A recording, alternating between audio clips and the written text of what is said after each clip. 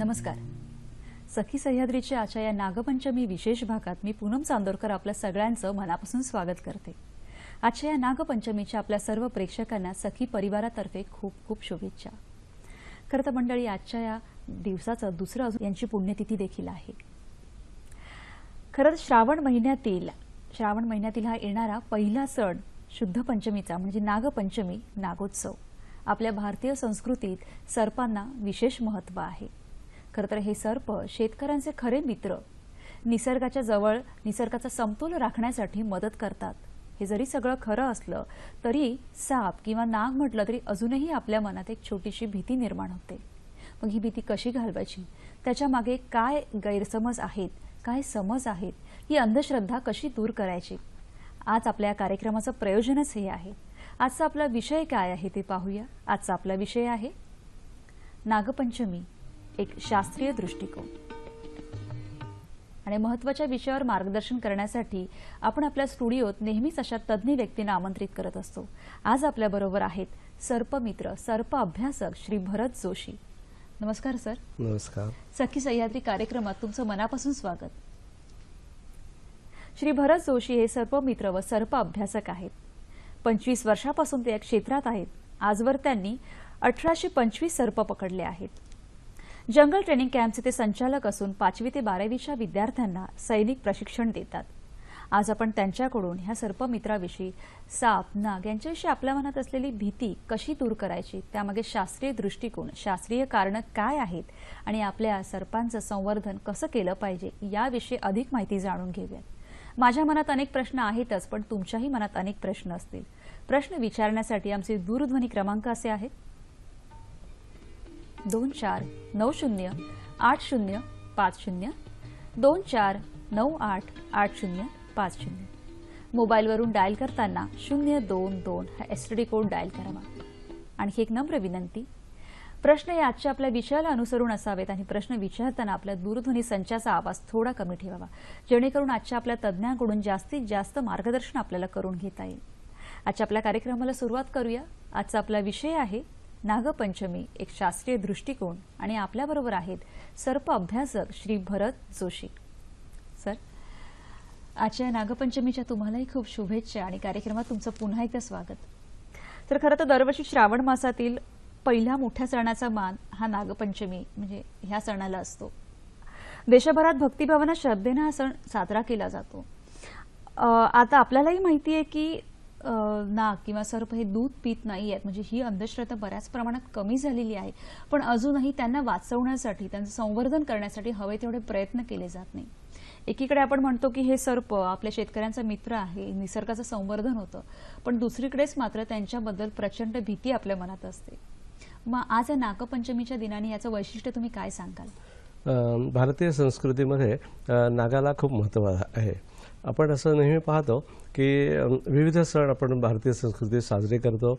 अगदी श्रावण मासी हर्षमानसी हिरवळ दाट चोहीकडे, म्हणजे निसर्ग कशा त्या पद्धतीने प्रफुल्लित असतो, निसर्गामध्ये वातावरण प्रफुल्लित असतं.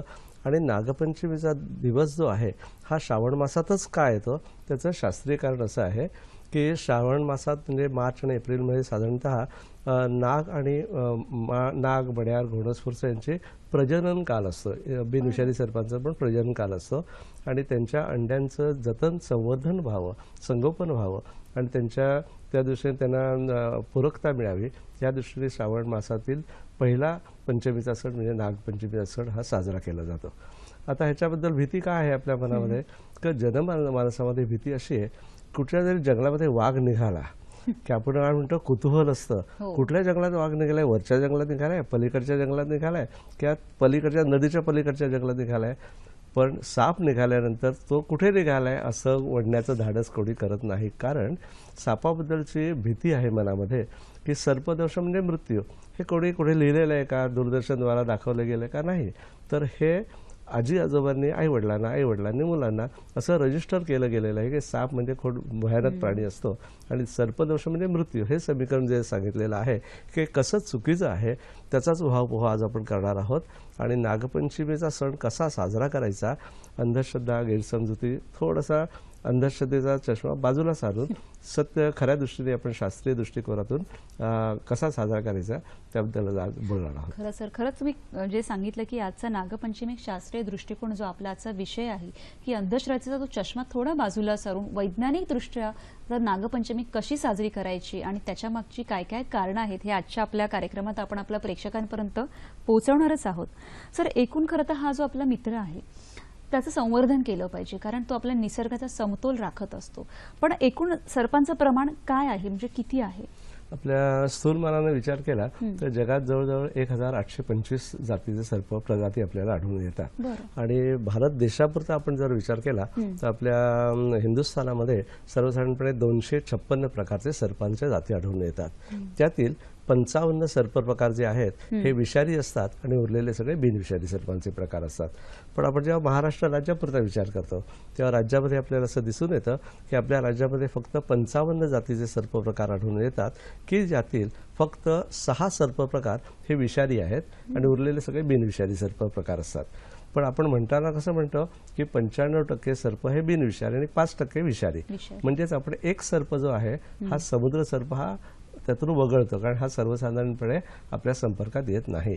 तर विषधर सर्पातील पहिला प्रकार म्हणजे नाग. नागाला ओळखण्याची सोपी आणि साधी खूण आपण जर लक्षात ठेवली की नागाच्या जवळ खूप आपण गेलो म्हणजे बायटिंग रेंज ज्याला आपण म्हणतो तर सर्वसाधारणपणे पटकन तो 8 ते 10 फुटात जर आपण गेलो तर पटकन तो अशा पद्धतीने फडा उभारत असतो आणि त्या दृष्टीने आपण ओळखू शकाल की तो नाग आहे. आणि संध्याकाळच्या वेळेला आपण जात आहे, रात्रीच्या वेळेला जात आहे, शेतातून जात आहात, आढळरातून जात आहात, तर त्यावेळेला आपल्याला काही काही वेळेला नाग अशा पद्धतीने जवळ आहे याची जाणीव होत नाही. तर त्यावेळेला तो फुतकाराचा आवाज सोडत असतो, म्हणजे आपल्याला सेकंड वॉर्निंग देत असतो, I am here, don't come forward. प्रत्येक सर्प, प्रत्येक वन्यजीव हा आपल्याला पूर्वसूचना देत असतो आणि नंतर तर अशा पद्धतीने त्याच्यावर प्रतिकार करत असतो. दुसरा जो प्रकार आहे तो मण्यार, म्हणजे हे काळ्या रंगाचा असतो आणि पांढऱ्या रंगाचे गोलाकार पट्टे असतात. बायका किंवा मुली जसं हातात बांगड्या घालतात तशाच बांगड्यांच्या आकाराचे पट्टे हे असतात. त्याची लांबी 4.5 ते 5 फूट असते आणि हा सर्प याला बांगडी मण्यार असेही म्हटलं जातं. काही ग्रामीण भागामध्ये त्याला चंद्रकांडर, सूर्यकांडर, सावली मण्यार अशा विविध नावांनी सुद्धा ओळखलं जातं. आणि नाग आणि मण्यार हे अंडज आहेत. म्हणजे संकरकाल झाल्यानंतर मार्च आणि एप्रिलमध्ये नागाची मादी म्हणजे नागिन तिच्या पोटामध्ये अशा पद्धतीने गर्भधारणा होते आणि ती गर्भधारणा झाल्यानंतर 2 ते 3 आठवड्यानंतर ती अंडी देत असते. सर्प हा अंड्यावर बसतो का? नाही, कारण सर्प हा आपण स्पर्श करून बघितला तर तो थंड रक्ताचा असतो आणि म्हणून तो अंडी उभवू शकत नाही. जसे पक्षी आहेत, कोंबड्या आहेत, विविध रंगाचे रंगीबेरंगी पक्षी अंड्यावर बसतात आणि मग त्यातून 21 दिवसानंतर पिल्लं बाहेर येतात. तर नाग आपली अंडी जी आहे ती पालापाचोळा असेल, भुसभुशीत जमिनी असेल किंवा जंगलामध्ये आपण जातो तेव्हा पाहतो मुंग्यांची वारुळं, त्याच्यामध्ये अंडी देत असतो आणि 2 ते 3 आठवड्यानंतर त्यातून पिल्लं बाहेर येत असतात. परंतु तुम्ही गंमत बघा निसर्गाची, घोणस, फुरसं आणि हिरवा घोणस हे जे 3 प्रजाती आहेत, रसेल्स व्हायपर, सॉस्केल्ड व्हायपर आणि ग्रीनपीट व्हायपर. व्हायपर शब्द हा कॉमन आहे, म्हणजे हे घोणस जातीतील प्रजाती आहेत आणि ह्या ज्या आहेत ते प्रत्यक्ष पिल्लाला जन्म देत असतात. एका घोणस सर्पाची मादी एका वेळेला 30 ते 35 पासून ते 40 ते 50 पर्यंत छोटी छोटी पिल्लं अशा पद्धतीने जन्माला देत असते एका वेळेला. ते 2 ते 3 तासाचा कालावधी असतो. गेल्या महिन्यात आमच्या घरी डिलिव्हरी झाली आणि 41 पिल्लं झाली त्या घोणस सर्पाला. नंतर मग आपण वनविभागातर्फे ते निसर्गमुक्त करतो. 40 पिल्लं सोडली, त्याच्या मागे 41 आई जंगलात सोडली. असं निसर्गमुक्त आपण आतापर्यंत बरेच हजारोवर साप निसर्गमुक्त केलेले आहेत. तुम्ही जे हजारो साप निसर्गमुक्त केले तर तुम्ही साप पकडताना तुमचे बरेच अनुभव आहेत ते आम्हाला ऐकायचेच आहेत.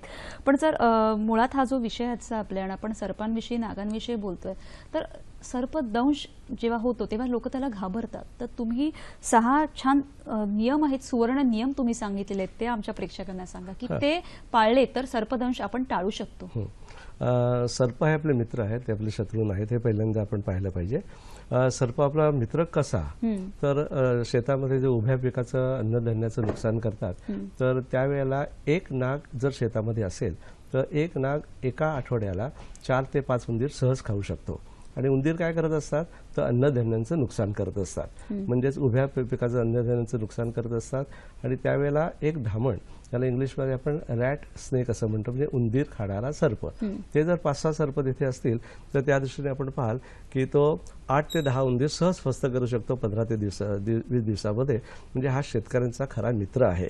आपण पाहाल की 2 शेतकरी शेतामध्ये जर उभे असतील, एक शेतकरी एका शेतात उभा आहे, दुसरा शेतकरी दुसऱ्या शेतात उभा आहे, समोरून एखादा सर्प येत असेल तर तो वेलकम करतो, तो म्हणेल की माझ्या शेतात इकडे ये। म्हणजे जो खरा शेतकरी असतो की त्याला हे माहिती असतं की सापाचं उपयुक्तता काय आहे, त्याची आपल्या निसर्गातील समतोल राखण्याची जी अशा पद्धतीने तो प्राणी निसर्गाने तयार केलेला आहे, तर त्या दृष्टीने सर्पाचं महत्त्व अतिशय महत्त्वपूर्ण आहे।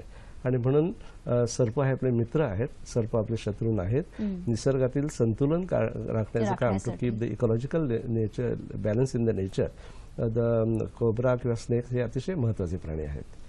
आता दुसरं तुम्ही बघाल की पाणसर्प, आता कॉलरा, टायफॉइड, डेंग्यू सारखे जे रोग आहेत, तर डेंग्यूचं निवारण करण्याच्या दृष्टीने, म्हणजे न होण्याच्या दृष्टीने डबक्यामध्ये जे डेंग्यूच्या अळ्या असतात, अंडी असतात, ते पाणसाप खात असतात, ते त्यांचं भक्ष्य आहे।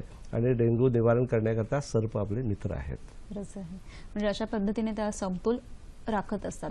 सर, ते 6 सुवर्ण नियम काय आहेत की सर्पदंश त्याने आपण टाळू शकतो? सगळ्यात पहिली गोष्ट आपल्याला सांगायची वाटते सगळ्या प्रेक्षकांना, ह्याच्यामध्ये प्रेक्षक काही गावचे पण आहेत, खेडेगावात राहणारे आहेत, अति दुर्गम भागामध्ये आहेत, किंवा काही हायकिंग, ट्रेकिंग किंवा अशा पद्धतीने निसर्गप्रेमी आहेत, तर त्या दृष्टीने आपण 6 सुवर्ण नियम पाळा आणि सर्पदंश टाळा। आता समोर तुम्ही पाहत आहात की डाव्या बाजूला नाग, मण्यार, घोणस, फुरस, हिरवा घोणस हे सगळे सर्प चित्रित केलेले आहेत। खाली जो चार्ट आहे त्याच्यात बिनविषारी सर्प, धामण, मंडोळ वगैरे अशा पद्धतीचे सर्प, हिरवा सर्प वगैरे, आणि अशा पद्धतीने आपण त्याचं संरक्षण संवर्धन केलं। आणि उजव्या बाजूला खाली झाड दाखवलेलं आहे आपण की आपण वनविभागाला सुद्धा मदत केली पाहिजे, कारण वनविभाग सर्प संरक्षण आणि संवर्धन करण्याकरता अशा पद्धतीने सर्पमित्रांना पण मदत करत असतं, तर त्या दृष्टीने आपण हे करणं पाहिजे, आवश्यक आहे। आता 6 सुवर्ण नियम पाळा आणि सर्पदंश टाळा, हे 6 सुवर्ण नियम जर आपण नीट लक्षात ठेवले तर 100% तुम्ही सर्पदंशापासून वाचू शकता। सर, ते सुवर्ण नियम आपण बघूया, आधी एक फोन घेऊया। रवींद्र कुडाळकर आपल्याशी बोलतात पुण्यावरून। नमस्कार। नमस्कार, मी रवींद्र कुडाळकर पुण्यावरून बोलतोय। सर्वप्रथम नागपंचमीच्या हार्दिक शुभेच्छा आपल्या रसिकांना। तर मी तुमचे कार्यक्रम नेहमीच पाहतो, या आधी पण टीव्हीवर तुमचे मार्गदर्शन ऐकलेले आहे। तुम्ही खूप छान मार्गदर्शन करता, तुमचा एक नियमित चाहता आहे मी। माझे 3 प्रश्न आहेत भरत जोशी सर आपल्याला। पहिला प्रश्न असा आहे की आता गारुडी दरवाजात येणं, साप नाग घेऊन ये दुर्मिळ होत चाललेला आहे। आमच्या लहानपणी खूप दिसायचे असे घेऊन येणारे गारुडी। हॅलो, जरा थेट प्रश्न विचारा। हॅलो, थेट प्रश्न विचारा। हॅलो, थोडक्यात प्रश्न विचारा। तर असं कायदेशीरदृष्ट्या त्याच्यावर काही बंधन आहे का नाग साप आणण्यामध्ये? हा पहिला प्रश्न। दुसरं मला असं विचारायचं की काही लोक करमणूक म्हणून, टाइमपास म्हणून नाग सापांकडे पाहतात, तर हे मानवीदृष्ट्या कितपत योग्य आहे? आणि तिसरा प्रश्न असा की दिसला नाग साप किंवा सुद्धा वाईट वाटतं पाहिलं की, तर काय केलं गेलं पाहिजे? आपले तिन्ही प्रश्न संयुक्तिक आहेत की सर्प किंवा नाग पाळणं हा आता कायदेशीर हे बंधनकारक आहे प्रत्येकाला, म्हणजे तो पाळता येत नाही। परंतु कुठे मानवी वस्तीमध्ये सर्प निघाला की त्याची नाहक हत्या होते, आणि त्यावेळेला वनविभागाने काही सर्पमित्रांना त्यांना अशा पद्धतीने ओळखपत्र दिलेली आहेत, आणि त्या दृष्टीने सर्पमित्र तिकडे जाऊन ते सुरक्षितपणे सर्प पकडतात, आणि मग वनविभागाला ते अशा पद्धतीने त्याचं रजिस्ट्रेशन करून वनविभागातील वनपाल त्यांच्याबरोबर जाऊन तो निसर्गमुक्त केला जातो। आता साप दिसला आणि जंगल दिसलं, कुठेही साप सोडू शकत नाही, तर जंगल क्रमांक आहे त्याची टेरिटरी आहे। जर जंगल क्रमांक 1 आहे तर त्याच्यामध्ये जिथे 3 गोष्टी पूरक असतात। पहिली गोष्ट म्हणजे तो आपण जो सर्प सोडणार आहोत त्यातली पहिली गोष्ट म्हणजे त्याला तिथे भक्ष्य मिळेल किंवा नाही। दुसरं, त्याला पाणी पिण्यासाठी तिथे झरे आहेत, पाणी आहे, तलाव आहे किंवा वॉटर टॅप आहे, ह्याची उपलब्धता आहे की नाही, म्हणजे जलस्रोत तिथे उपलब्ध आहे की नाही। आणि तिसरी गोष्ट, त्या आपण नाग सोडला समजा तर नागाला नर आणि मादी तिथे उपलब्ध असू शकेल किंवा नाही. म्हणजे आपला उद्देश नुसता सर्प जंगलात सोडायचा असा नाहीये, तर त्याचं पुढचं जननन पण त्याचं प्रजनन होणं आवश्यक आहे. आणि दुसरा त्यांचा प्रश्न आहे की काही बरेचसे लोक स्टंटबाजी करतात किंवा करमणूक म्हणून फक्त करमणूक त्यांच्याकडे म्हणून बघतात. करतात. त्या करमणुकीचा विषय नाहीये. सर्पदंश झाल्यानंतर जरी तो माणूस वाचला तरी त्याची किडनी आणि हार्ट हे 50% फेल होतं. म्हणजे तो हँडिकॅप होतो थोडक्यात. म्हणजे तर अशा गोष्टी आपण करता कामा नयेत. म्हणजे सर्प आता बरेचसे व्हिडिओ आपण व्हायरलमध्ये पाहतो. कायदेशीर हा गुन्हा आहे. 1972चा वन्यजीव कायदा जो आहे हा खूप कडक आहे. आणि असे काही व्हायरल येतात त्याचे आता 3 गुन्हे दाखल झालेले आहेत वन विभागामध्ये. तर सगळ्या प्रेक्षकांना विनंती आहे, विशेष करून कॉलेजचे तरुण तरुणींना विशेष त्यांना सांगावंसं वाटतं की सर्प हा सर्पच आहे. सर्प विंचू नारायण, साप विंचू आणि नारद मुनी दुर्नी माझा नमस्कार असंच करायला हवं. कारण सर्प तो सर्पच का, कारण त्याला किती आपण दूध पाजायचं नसतं, पण किती जरी दूध पाजलं तरी तो विषच ओकतं हे आपण विसरता कामा नये. अगदी खरं. जसं रवींद्रजींनी प्रश्न विचारलेला की लिसरा साप की मारा, त्याविषयी आपण बोलूयाच, पण जे 6 नियम आहेत सर्पदंश टाळण्याचे त्याविषयी आपल्या सगळ्या प्रेक्षकांना सांगा. 6 सुवर्ण नियम पाळा, सर्पदंश टाळा. हे अतिशय महत्त्वाचे नियम आहेत. हे अतिशय उपयुक्त आहेत. शेतकरी बांधव आहे, आदिवासी आहेत, पाड्यात राहणारे लोक आहेत, किंवा आपण आश्रमशाळेतील विचार केला तर मी आता जवळजवळ गेल्या 25 वर्षामध्ये जवळजवळ 1,50,000 मुलांना प्रशिक्षण दिलेलं आहे. आणि ह्याची गरज नेकटाय लावलेल्या इंग्लिश मिडियमच्या शाळांना कमी आहे, परंतु जिथे सर्पांची उपयुक्तता जास्त आपल्याला तिथे सेन्सिटिव्हिटी जास्त बघायला मिळते. म्हणजे आदिवासी पाडे आहेत, शेतकरी आहेत, अति दुर्गम भागामध्ये, तर त्यांना ह्याची महत्त्वाचं गरज आहे. आता 6 सुवर्ण नियम कुठले, तर आपण शेतातून जाताना, पाड्यातून जाताना, किंवा काही आदिवासी बायका आपण पाहतो की लाकडाच्या हे करून गोळा करून जंगलातून घेऊन येतात. तर अशा वेळेला जाताना किमान पक्षी चपला किंवा बूट किंवा स्लीपर घालणं महत्त्वाची गोष्ट आहे. दुसरे सुवर्ण नियम म्हणजे ज्या वेळेला अशा पद्धतीने आपण विहिरीजवळ जातो, तळ्याजवळ जातो, नद्यांजवळ जातो, त्यावेळेला 100% तिथे सर्प असू शकतात. विहिरीजवळ आपण पाणी काढायला जातो, गावच्या ठिकाणी आपण पाहतो आणि तिथे नेमका बेडूक असतो आणि बेडकाच्या मागे नाग आलेला असतो आणि आपण बादली टाकतो विहिरीमध्ये आणि तिथे आपल्याला पायाला सर्पदंश होत असतो. तिसरा सुवर्ण नियम, ज्या वेळेला आपण शेतातून जातो किंवा गिर्यारोहक आहेत, हायकिंग, ट्रेकिंग, माउंटेनिंग, तर ते अशा पद्धतीने शक्यतो पायवाटेचा आपण म्हणजे पगडंडीकार असतात ज्याला आपण म्हणतो की मधून कोणी म्हणतो की शॉर्टकटने जाऊया. Shortcut is also always a long cut वर जाण्याकरता, तर तो कधीही आपण घ्यायचा नाही. तर सरळ आपण पगडंडी असं म्हणजे पायवाटेने गेलं की आपल्याला अशा पद्धतीने सर्पदंश होण्याच्या कमी होते. आता आपण पाहतो की जुन्नर आहे किंवा वेगळ्या सोलापूर, कोल्हापूर ह्या ठिकाणी उसाचे एकरी बागा असतात.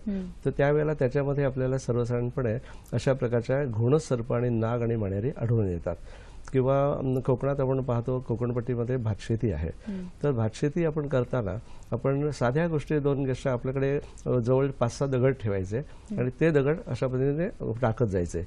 काठीने अशा पद्धतीने फिरवायचं गवत, म्हणजे तिथे जर सर्प दडून बसलेला असतो तर 0 फुटापासून 20 फूटपर्यंत पुढे जात असतो. म्हणजे तुम्ही 100% सुरक्षित राहता. सर्प आणि तिथून पुढे जात असतात. तिथे कापडाचा एक फडका बांधायचं, कापड लावायचं, म्हणजे तेवढा भाग तुमचा सर्परहित म्हणजे सर्पापासून सुरक्षित असं राहिला. सुवर्ण नियम क्रमांक 4, आपण नेहमी म्हणतो की संध्याकाळच्या वेळेला दरवाजे लावू नयेत, कारण लक्ष्मी घरात प्रवेश करत असते.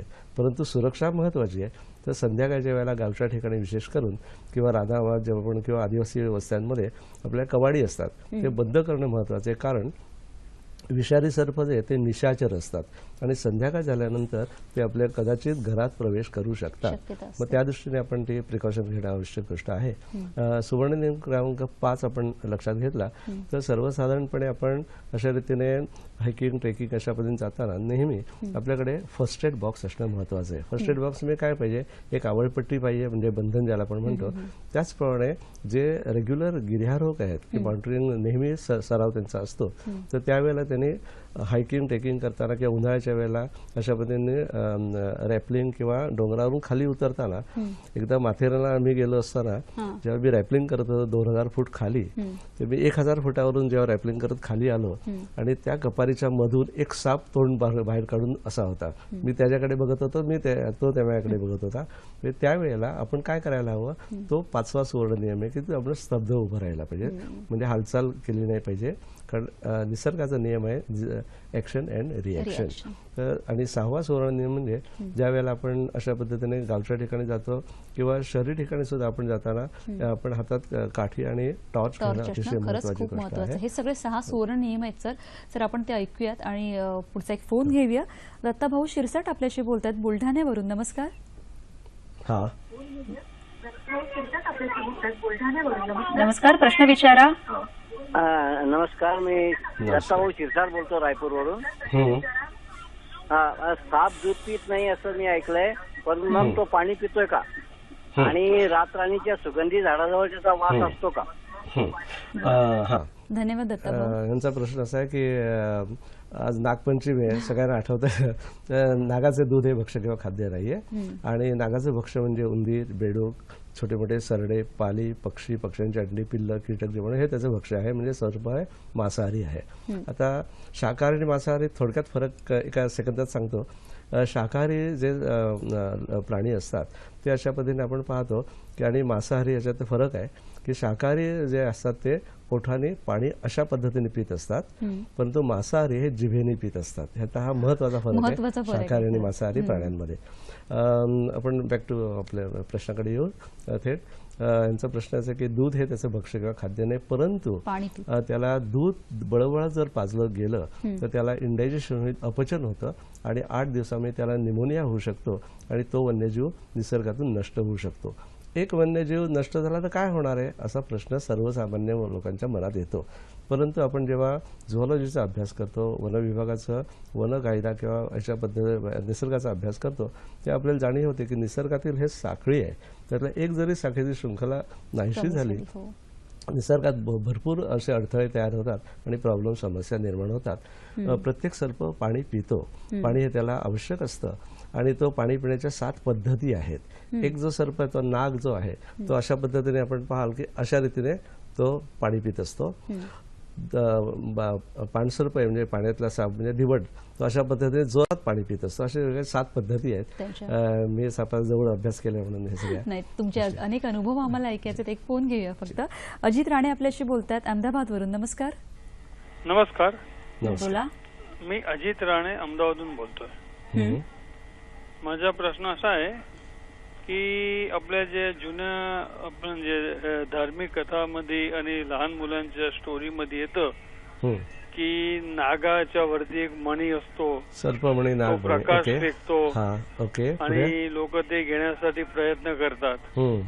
ती खरी गोष्ट आहे का? आणि सर्प आणि नागामध्ये काय फरक आहे? सर्पमणी, नागमणी, ज्युएल, डायमंड अशा प्रकारचे असतात. तर बरेचसे लोक म्हणतात की त्याच्या डोक्यावर आम्ही स्वतः बघितला शेताच्या बांधावर असं म्हणतात. हो, आणि हे पिक्चर्स आणि ह्याच्यामुळे आपण बऱ्याच तो भाग आहेतच. तर प्रत्यक्ष बघितलेलं. प्रत्यक्ष काय असतं ना की ज्या वेळेला पावसाळ्याच्या सुमारास एखादा छोटा दवबिंदू त्याच्या डोक्यावर जो पडलेला असतो तर त्यांनी तो poor light of the moon किंवा सन, सूर्याच्या किरणामुळे ते परावर्तित होतो आणि it looks like a glittering, म्हणजे तो चमकताना आपल्याला दिसतो. तर कुठल्याही सर्पाच्या डोक्यावर सर्पमणी, नागमणी किंवा अशा पद्धतीने ज्युएल डायमंड नसतो. परंतु मध्यंतरी वसईमध्ये एक पेपरात पण आलं होतं की त्यांच्याकडे सर्पमणी आणि तो सर्पदोष झाल्यानंतर तिथे लावला तर विष सगळं शोषून घेतलं जातं. त्यानं मी फोन केला होता, म्हटलं मी भरत जोशी सर्पमित्र बोलतोय. ते म्हणजे सॉरी, ती ॲडव्हर्टाईज मी बंद केलेली आहे. म्हटलं असं जीवाशी खेळू नका लोकांच्या, जे नाही ते नाही, जे सत्य ते सत्य सांगण्याची प्रवृत्ती आपली असली पाहिजे. आणि दुसरा त्यांचा प्रश्न, सर्प आणि नाग ह्याच्यात फरक आहे? सर्प आणि नाग ह्याच्यात बराचसा फरक आहे. त्या नाग म्हणजे नागदेवता आपण म्हणतो, जसं आपण पक्ष्यांमध्ये मोर म्हणतो किंवा ह्याच्यामध्ये प्राण्यांमध्ये सिंह किंवा वाघ म्हणतो, म्हणजे राष्ट्रीय पक्षी, राष्ट्रीय प्राणी. तसंच हे एक द्योतक आहे. 256 प्रकारातील नाग म्हणजे ह्याचं नागदेवता. आणि त्या दिवशी आपण नागपंचमीची पूजा करतो. त्याची पूजा अशासाठी करत असतो की भारतीय संस्कृतीमध्ये सगळ्या भगिनी असं मानतात की हा माझा भाऊ आहे आणि त्या दिवशी आपण त्याची पूजा करतो अशासाठी की सर्पदोष आपल्याला होऊ नये त्या दृष्टीने आणि त्याचप्रमाणे त्याची आपण सगळी फळं ठेवून फुलं ठेवून त्याला लाह्या वाहून सगळी अशा पद्धतीने पूजा करत असतो. तर त्याच्यामागे धार्मिक भावना हीच आहे की तुझी कृपादृष्टी असावी आणि म्हणजे तुझ्यापासून संरक्षण म्हणजे सर्पदोष होऊ नये ही भावना त्याच्यामागे असते. अगदी खरं आहे. आजच्या दिवशी जी नागपंचमीच्या दिवशी आपल्या सगळ्या भगिनी किंवा आपल्या सगळ्या स्त्रिया नागपंचमीची पूजा नक्की करा, पण ती मूर्तीपूजा असावी आणि सर्प दूध पित नाही, साप दूध पित नाही हे मात्र सगळ्यांनी लक्षात ठेवावं. सर, आपली चर्चा अशीच पुढे चालू ठेवायची. तत्पूर्वी आपल्याला एक फोन आलाय, तो आधी आपण घेऊया. डॉक्टर V.स. महाजन आपल्याशी बोलते आहेत तासगाववरून. नमस्कार. नमस्कार. मी डॉक्टर महाजन बोलतो तासगाव. ही भारतीय संस्कृती जिथे जीव आहे तिथे शिव आहे. त्या नागपंचमी पाठीमागचं जे विज्ञान आहे या निमित्तानं नागदेव हा सुद्धा एक देव आहे, त्याच्यामध्ये सुद्धा ब्रह्मांचा अंश आहे आणि त्या सापाला आपण न मारता वर्षातून एक वेळा त्याची देव समजून आपला सर्पमित्र समजून आम्ही पूजा केली पाहिजे. हे त्या पाठीमागचं विज्ञान आहे आणि त्यासाठी आमच्या या कुत्र्याला लाडू चारणारे किंवा पोळी घेऊन तुपाची वाटी घेऊन जाणारे किंवा गाढवाला पाणी पाजणारी ही संस्कृती आहे. तर प्राणी मात्रामध्ये सुद्धा ब्रह्मन आहे, विश्व आहे, देव आहे आणि साप हा एक आम्हाला विषारी चावणारा शत्रू आमचा नसून तो आमचा देव आहे ही भावना रुजावी या दृष्टीनं. आणि या दिवशी उकडलेलं खातात. उकडलेल्या खाण्याच्या पाठीमागचं विज्ञान आहे की हे जे जंक फूड होतोय फूड प्रोसेसमध्ये तर शिजलेले भाजलेल्यापेक्षा तळलेल्या पदार्थापेक्षा उकडलेले पदार्थ चांगले हे एक दिवस या शिकवून दिले असं मला वाटतं या नागपंचमीच्या सणाच्या पाठीमागच्या विज्ञानामध्ये. याबद्दल आपल्याला काय वाटतं? धन्यवाद. धन्यवाद डॉक्टरशी. खरं तर त्यांनी खूप छान सांगितलं आणि मला म्हणायचं की आपली भारतीय संस्कृतीच मुळात इतकी तिचा पाया इतका भक्कम आहे की प्रत्येक सणाचं एक वेगळं वैशिष्ट्य आहे आणि त्याच्यामुळे प्रत्येक शिकवण आपल्याला मिळत राहते. काय सांगायचं? अख्ख्या जगभराचा आपण विचार केला संस्कृतीचा तर भारतीय संस्कृती ही सर्वात श्रेष्ठ मानली जाते. कारण आपल्याकडे किडामुंगीपासून मुंगीपासून ते अगदी रायनोस ह्याच्यापर्यंत आपण सगळ्यांना अशा पद्धतीची पूजा करतो, त्याचं महत्त्व जाणून घेतो.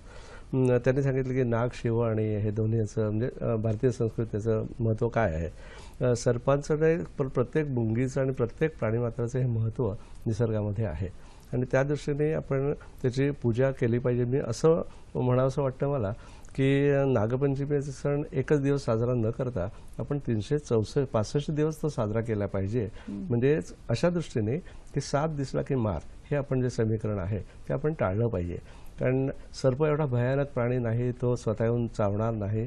तर ह्या गोष्टी आपण लक्षात घेतल्या पाहिजे. आपल्या कार्यक्रमातून खरं तर आपल्या सगळ्या प्रेक्षकांपर्यंत आपल्याला हेच पोहोचवायचं सर की दिसला साप त्याला मारू नका, तर आपल्या ह्या मित्राचं संवर्धन करा जेणेकरून आपल्या निसर्गाचा समतोल राखला जाईल. संवर्धन आणि संगोपन आणि त्याचं निसर्गातून हा महत्त्वाचा प्राणी त्या दृष्टीने पण आपण पाहिलं पाहिजे. अगदी खरं आहे. सर, मग जे आपले जे प्रेक्षक होते की दत्ता भाऊ त्यांनी जो एक प्रश्न विचारला होता की रातराणी किंवा केवडा ही जी झाडं असतात त्याच बरोबरीने म्हणजे हा जो त्यांचा एक समज आहे त्याच बरोबरीने असे दुसरे एक समज असतात की आजच्या दिवशी चिरणं तळणं की हे प्रकार केले जात नाहीत, नांगरणी, तर त्याविषयी प्रकाश. सर्प हा सुगंधप्रिय सर्प असतो असे जे अंधश्रद्धा गैरसमज आहे तो. आणि केवड्याच्या बनात किंवा रातराणीच्या ह्याच्यामध्ये किंवा सर्वसाधारण प्राजक्ताचं झाड असतं की तिथे केवड्याच्या बनामध्ये सर्प जास्त आढळतात असं म्हटलं जातं. तर तो सर्प सुगंध विगंध प्रिय नसून त्याला फ्रेग्रन्स वगैरे असं काही हे होत नाही. फक्त तिथे केवड्याच्या बनामध्ये किंवा तुमच्या रातराणीच्या ह्याच्यात प्राजक्ताच्या झाडाच्या खाली भुसभुशीत जमीन असते आणि तिथे भुसभुशीत जमीन असल्यामुळे तिथे अशा प्रकारे थंडावा असतो आणि भुसभुशीत जमिनीमध्ये उंदीर असतात. ते उंदराच्या मागे तिथेचं भक्ष्य खाण्याकरता येत असतात. त्याचा सुगंधाशी काहीही संबंध नसतो. हा त्याच्या मागचा शास्त्रीय दृष्टिकोन आहे. किंवा आपण आसामोरीसामध्ये कधी गेला तर आपल्याला पाहायला मिळेल की चंदनाच्या झाडाच्या भोवती विळखा घालून असतात. हे एक बरोबर आहे. याचं कारण चंदन हे थंड आहे आणि उष्ण जेव्हा उन्हाळ्यामध्ये जास्त उष्णता होते त्यावेळेला तो चंदनाच्या झाडाला थंडाव्यासाठी ते हे करत असतो. खरं त्याच्या मागची ही शास्त्रीय खरं तर कारणं आपण समजून घेतली पाहिजेत आणि त्याचे उलगडा त्याचा व्हायला. अगदी खरं आहे सर. अजून ह्याच्या मागची शास्त्रीय कारणे आम्हाला सांगा की आजच्या दिवशी नांगरणी, तळणी किंवा चिरणं म्हणजे जरी ग्रामीण भागात हे माहिती असेल तरी आपल्या शहरी युवकांसाठी किंवा आजच्या पिढीसाठी आता नागपंचमीच्या आदल्या दिवशी नाग चतुर्थी असते. तर नागपंचमी चतुर्थीच्या दिवशी सगळे पुरुष, मी सुद्धा नाग चतुर्थीला उपास ठेवतो, पंचमीला सुद्धा. आणि आपल्याला माहिती आहे की सांगली इस्लामपूरमध्ये 32 येराळा जे गाव आहे तिथे अशा पद्धतीने पुरुष उपास ठेवतात आणि दुसऱ्या दिवशी मग त्याची पूजा वगैरे यथासांग केली जाते.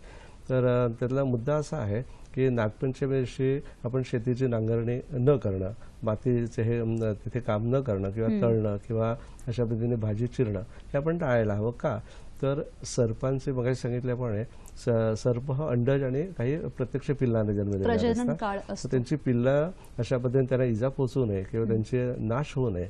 तर त्या दृष्टीने आपण एक स्मरण लक्षात ठेवायचं की नागपंचमी आज आहे आणि ती 364 दिवस आपण स्मरण ठेवलं पाहिजे की हे करताना किंवा बिळाजवळ असताना किंवा खणताना एखादा सर्प किंवा एखादा कीटक जीवाणू जखमी होणार नाही, ही नैतिक जबाबदारी सुद्धा आपली आहे, आपण लक्षात घेतलं पाहिजे. अगदी खरं आहे सर. आपण असं सुरुवातीलाच म्हटलं की हे सगळं जरी खरं असलं, आपले म्हणजे शेतकऱ्यांचा मित्र किंवा संरक्षण करतो आपल्या निसर्गाचं, पण तरी अजूनही कुठे एखाद्या घरात साप दिसला की सगळीकडे धावपळ उडते. तर मुळात मला हे विचारायचं आपल्या सगळ्या प्रेक्षकांच्या वतीने की एखाद्या घरात जेव्हा साप आढळतो तेव्हा जेव्हा आपण आपल्या सर्पमित्रांना बोलवतो त्यावेळी नक्की त्यांना काय माहिती देणं गरजेचं आहे आणि सर्पमित्र येईपर्यंत त्या घरातल्या लोकांनी काय करावं? मानवी व्यवस्थेमध्ये असे साप बरेचसे निघतात. याची 2 कारणं आहेत. एक तर सरकारने एक बंधन ठेवायला पाहिजे की सिमेंटची जंगलं किती करायची. आता तुम्ही परदेशात कधी याचा विचार केला, जपानमध्ये, हाँगकाँग, लंडन, पॅरिस आपण गेलात तिथे, तर तिथे असा कायदाच आहे की जेवढं तुम्ही सिमेंटची जंगलं बिल्डिंग बनवणार म्हणजे कन्स्ट्रक्शन, तेवढ्या प्रमाणामध्ये अशा पद्धतीने जंगलं आवश्यक आहेत. परंतु आपल्या इथे तसं प्रत्यक्षात पाहायला मिळत नाही. ती मर्यादा आपण कुठेतरी राखली पाहिजे आणि अशा पद्धतीने सरकारने पण हे बघायला पाहिजे. कॉर्पोरेशन जे परवानगी देते त्यांनी सुद्धा हे सगळ्या गोष्टी बघायला पाहिजे. हा गांभीर्याचा विषय आहे. आता मुंबईमध्ये एखाद्याच्या घरात नाग निघणं किंवा मण्यात निघणं, अंधेरीला 4थ्या माळ्यावर तुमच्या कमोडमध्ये नाग निघणं, ह्या अतिशय धोकादायक गोष्टी आहेत आणि ह्याचं आपण मनन चिंतन आणि या सगळ्या गोष्टी करणं आवश्यक आहे. आणि त्याला प्रत्येक गोष्टीला मर्यादा आहे. आणि बिल्डिंग एवढ्या आपण करतोय आणि उत्खनन एवढं करतोय आतमध्ये बुलडोझर फिरवून, मग आतले जमिनीतले सर्प जाणार कुठे? हे सगळे सर्प निर्वासित होत चाललेले आहेत, दिशाहीन होऊन चाललेले आहेत. मग ते इकडे तिकडे बिगड्याला प्रत्येकाला रोटी कपडा मकान हे प्रत्येकाला आहे. त्याला कपडा नाही आहे, ते काट टाकतात आणि रोटी प्रत्येकाला आहे आणि मकान पण त्यांना आवश्यक असतं. तर त्यावेळेला ते भक्ष्याच्या शोधामध्ये भरकटतात, अक्षरशः भरकटतात आणि ते कुठेतरी घरामध्ये येतात. मग एखाद्या मानवी वस्तीमध्ये, एखाद्या घरामध्ये किंवा कपाटाच्या खाली किंवा अशा पद्धतीने कंपाऊंड वॉलच्या बिळामध्ये असा सर्प निघतो किंवा झाडावर काही वेळेला सर्प आढळतात.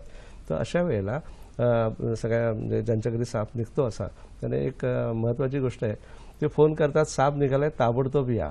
तर कुठे या ताबडतोब, पत्ता वगैरे देणं आवश्यक आहे, पहिली गोष्ट आहे.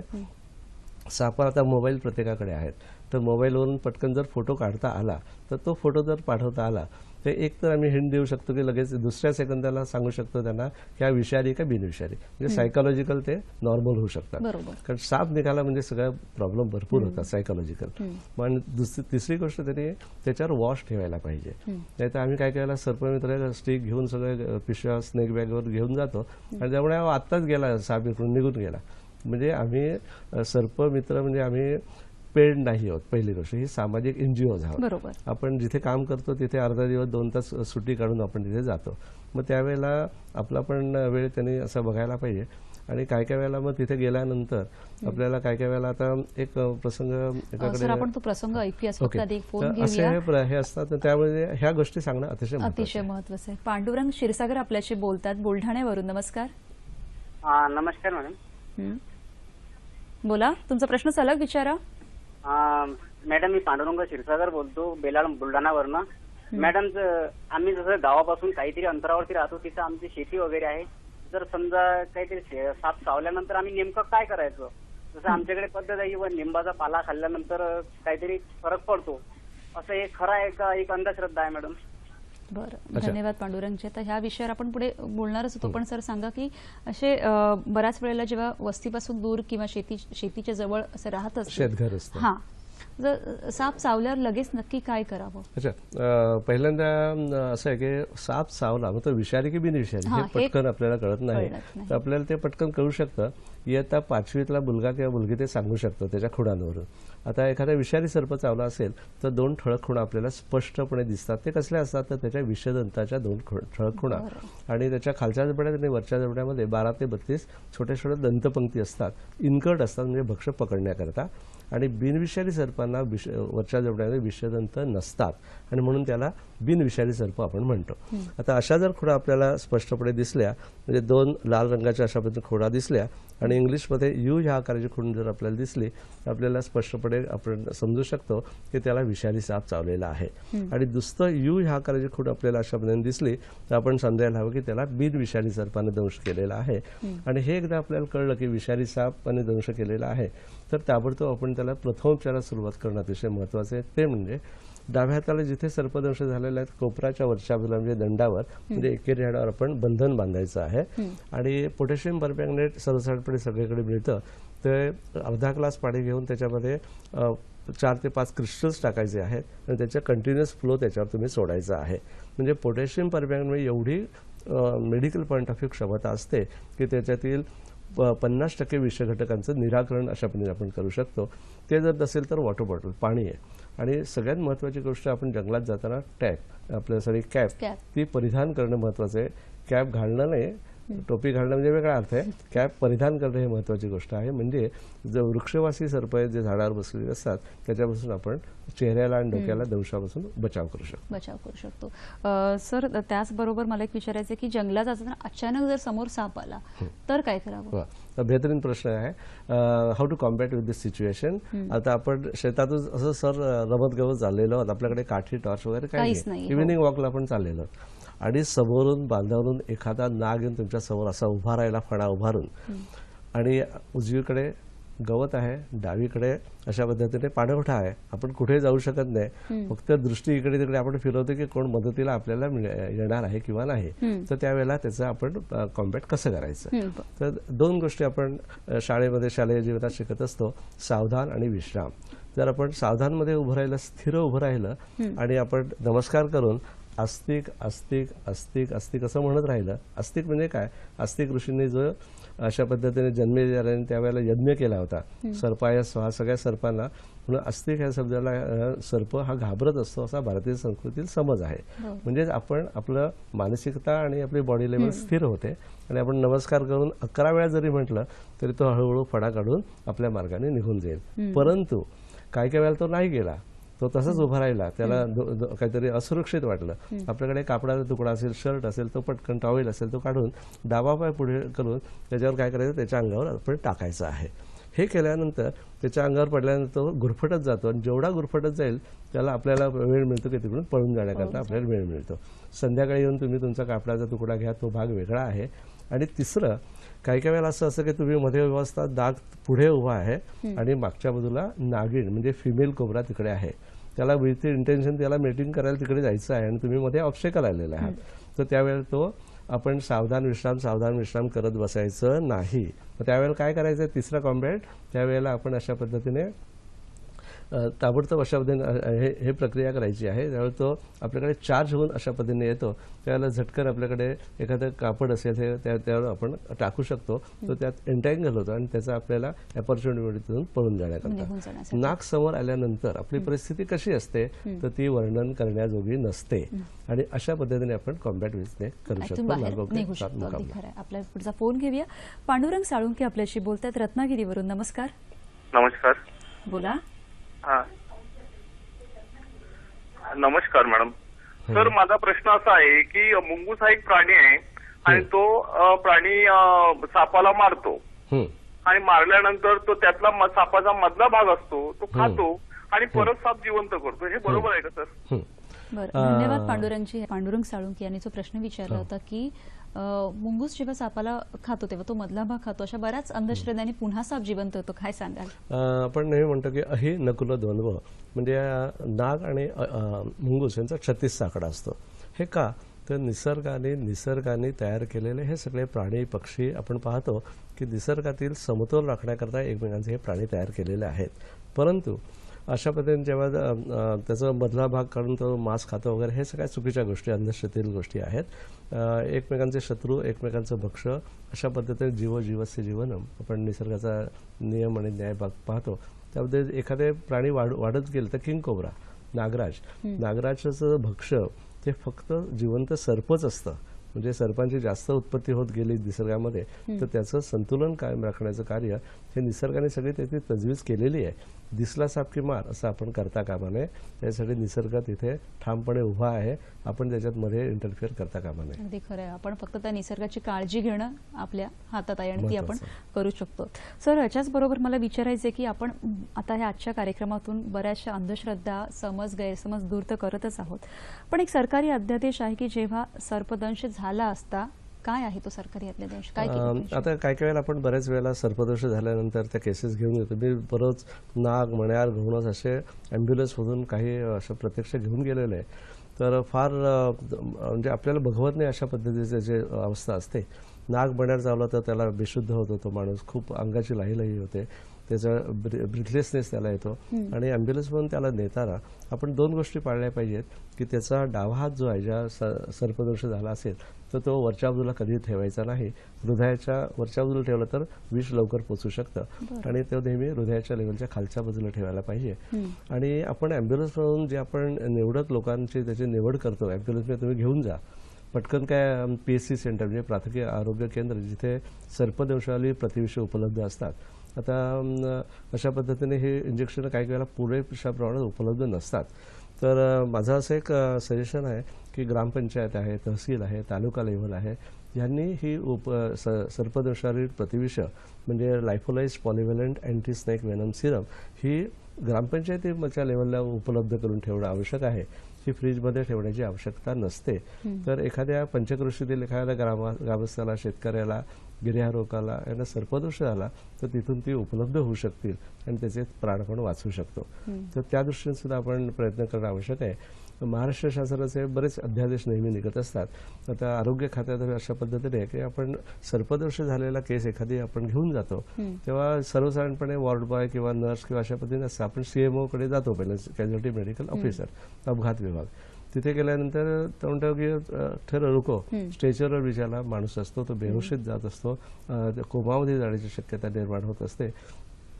त्यावेळेला 5 अशा पद्धतीने महत्त्वाच्या गोष्टी आहेत. नंबर 1 ते म्हणजे स्नेक बाईट किंवा स्कॉर्पियन बाईट म्हणजे विंचू दंश किंवा डॉग बाईट म्हणजे रॅबीज, याला पहिला प्रेफरन्स ट्रीटमेंटला द्यायला पाहिजे, बाकी फॉर्मॅलिटी नंतर. नाही तर तो सरळ वॉर्ड में म्हणतो 7 नंबर विंडो में जाओ, सब केस पेपर, एवढा आपल्याला वेळ नाही आहे. कारण प्रत्येक सेकंद, प्रत्येक क्षण हा अतिशय महत्त्वाचा, मोलाचा असतो.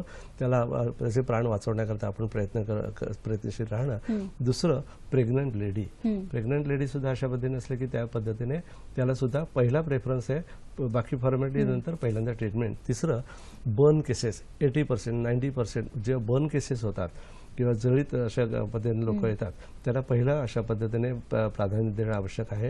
याची तरतूद कायद्याने केलेली आहे.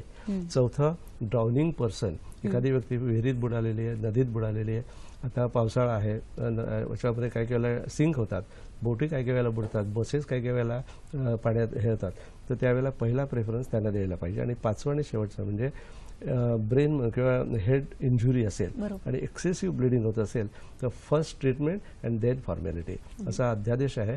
आणि त्या दृष्टीने आता नवीन आरेमुळे त्यांना ह्याची माहिती पण नसते, तर त्या दृष्टीने सुद्धा हे महत्त्वाचं आहे. आणि सगळ्यात महत्त्वाची गोष्ट सांगायची आहे की मेडिकल जे फॅकल्टीज असतात म्हणजे सेकंड इयर MBBS डॉक्टर्स, तर त्यांना ह्याचं प्रशिक्षण इन डिटेल दिलं गेलं पाहिजे. 45 मिनिटाचा एक त्यांचा पिरियड असतो, त्याच्यात त्यांना पूर्ण ते मिळत नाही. आता भांडूपमध्ये अगदी खरं आहे. म्हणजे सर मला असं म्हणायचं की पहिलं उपचार करणं हे महत्त्वाचं आहे आणि नंतर बाकीच्या फॉर्मॅलिटीज. 10 ते 15 मिनिटात. सर आता आपला विषय खूप मोठा आहे पण आपल्याकडे वेळेची कमतरता आहे. आपण बऱ्याच समजुती दूर करतोय. अजून एक अशी समजूत असते की 5 फण्याचा नाग, तर असं काही असतं का किंवा तो कुठे सापडतो? 5 फण्याचा नाग वगैरे असं काही नसतो. असं मध्यंतरी केरळामध्ये तो सापडला आणि मग व्हायरल झाला होता व्हॉट्सअपवर वगैरे. त्याचप्रमाणे पूर्ण अजगर हा माणसाला घेऊन टाकू शकतो असंही व्हायरल झालं होतं.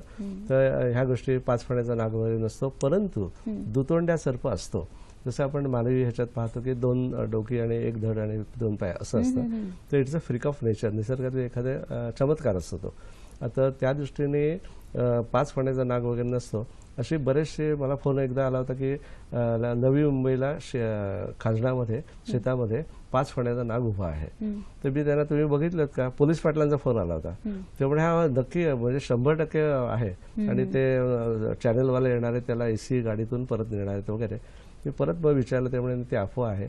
अशा अफवा, आता नाग दुखावला गेला की तो डूक ठेवतो आणि परत त्या माणसाच्या येऊन परत येऊन दंश करतो, अशी जी अंधश्रद्धा आहे. किंवा असं म्हणतात की नाग हा नर आहे आणि धामण सर्पाची मादी यांचा संकर होतो आणि त्याच्यातून जी पिल्लं तयार होतात ती अतिशय विषारी असतात. सर्पजातीत आंतरजातीय विवाह होत नाहीत. ते नाग, नर आणि मादी हेच एकत्र येतात आणि त्याची पिल्लं विषारी अशा पद्धतीने असतात. त्याचप्रमाणे असे म्हटलं की पाणसर्प पाण्यात चावला तर त्याचं विष बाधतं किंवा नाही. तर पाणसर्प हा बेसिकली विहिरी, नदी, तळी ह्याच्यातले सगळे गोड्या पाण्यातील सगळे सर्प हे बिनविषारी असतात आणि समुद्रातील सर्प हे लँड स्नेक किंवा म्हणजे जमिनीवरील भूमिगत सर्प किंवा झाडावरचे सर्प त्याच्यापेक्षा 10 पटीने जास्त तीव्र विषारी असतात. सर्पमित्र हा सर्प अभ्यासक आहात. आज नागपंचमीच्या दिवशी आपल्या सगळ्या प्रेक्षकांना काय संदेश द्याल थोडक्यात? हां, एक संदेश देण्यापूर्वी एक छोटासा एक अनुभव सांगतो.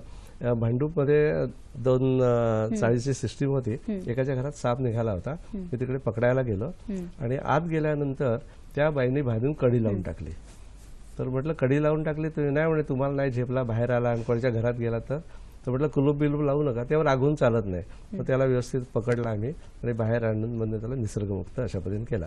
नागपंचमीच्या निमित्त एक संदेश एवढाच द्यावासा वाटतो की हे निसर्गातील हे विविध प्रकारचे पक्षी, प्राणी, जलचर, वृक्षवासी प्राणी आणि कीटक, जीवाणू, सर्प, तर हे एकदा का नष्ट झाले तर माणसाला एकटं जिणं कठीण होऊन बसेल. कारण माणूस सुद्धा हा निसर्गातील एक अविभाज्य घटक आहे, ते आपण विसरता कामा नये. नागपंचमीचा जण खऱ्या अर्थानं वैज्ञानिक दृष्टीतून अंधश्रद्धेचा चष्मा थोडासा बाहेर डोकावून काढून जर आपल्याला पाहायचं असेल तर नागपंचमीचा सण खऱ्या अर्थाने जाणून घ्या. सर्प जाणून घ्या, सर्प काय आहे, त्याच्या कथा आणि व्यथा काय आहे. अगदी खरं सर. मला असं म्हणायचं की आपल्याकडे वेळेची खूप कमतरता आहे. आपण त्याच्या मागचे समज गैरसमज दूर केलेले आहेत. खरं तर साप हा अन्न साखळीतील एक महत्त्वाचा घटक आहे. सर्प वाचवा आणि निसर्ग वाचवा. आजच्या नागपंचमीच्या दिवशी आपण सगळे हाच निश्चय करूया. सर, तुम्ही इथे आलात आणि ही जी काही आम्हाला माहिती दिली त्याबद्दल खरंच खूप खूप धन्यवाद. आपण भेटूया पुढील भागात पुन्हा एका नवीन विषयासह. तोपर्यंत नमस्कार.